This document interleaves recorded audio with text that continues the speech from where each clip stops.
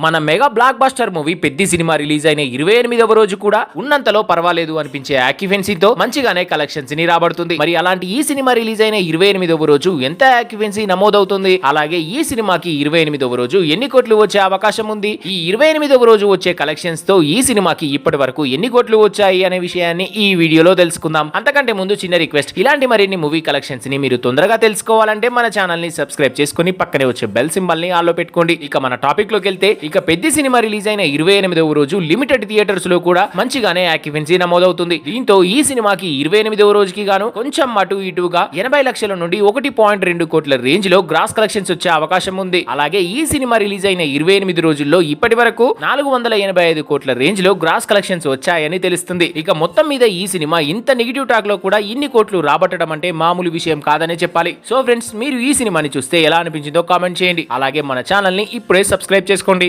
Thanks for watching.